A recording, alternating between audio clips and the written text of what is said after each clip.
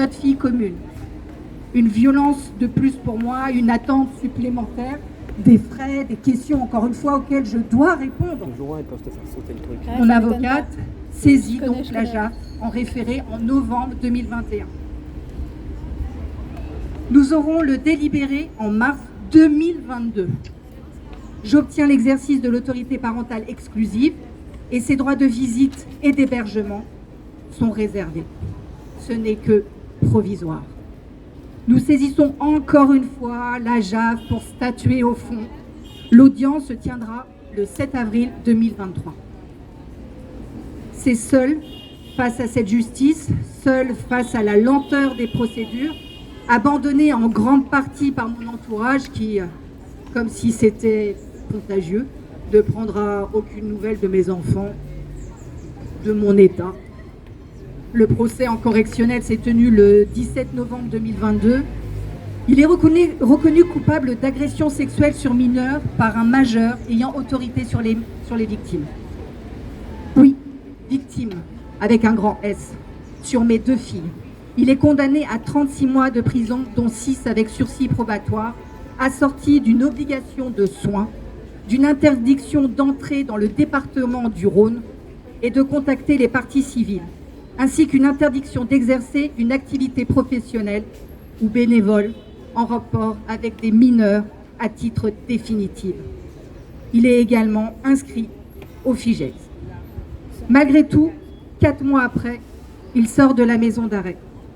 Le jour de l'audience à la JAF, soit le 7 avril 2023. Énième incohérence de ce système judiciaire. Il n'aura effectué que 17 mois de prison. Énième violence pour nous, énième injustice.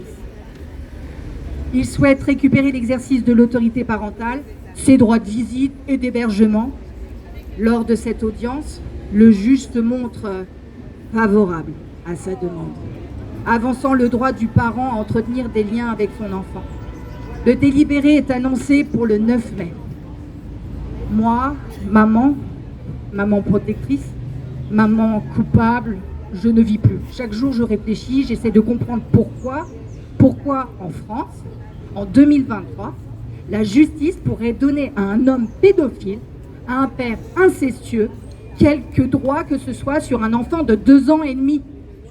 Un bébé qui ne connaît pas ce père, un bébé ou un enfant qui devra toute sa vie vivre avec cette histoire, créer un lien avec un pseudo-père au nom du lien du sang. Aujourd'hui, en 2023, en France, tous les enfants mineurs sont protégés par la justice pénale qui a rendu la décision que cet homme ne doit plus exercer auprès des mineurs. Mais la justice civile, la justice aux affaires familiales pourrait donner à cet homme l'opportunité d'agresser mon bébé pour entretenir un lien. Par chance, le 9 juin 2023, 2 mois après l'audience, je reçois le délibéré. Il nous est favorable. Ma fille est protégée provisoirement car il a 1 mois pour faire appel et toute une vie pour ressaisir la JAF, montrer patte blanche. Dans ce jugement, il perd l'exercice de l'autorité parentale et ses droits de visite sont réservés jusqu'à meilleures conditions de vie. Meilleures conditions de vie. Et non, pas parce qu'il a été condamné par agression sexuelle sur mes filles.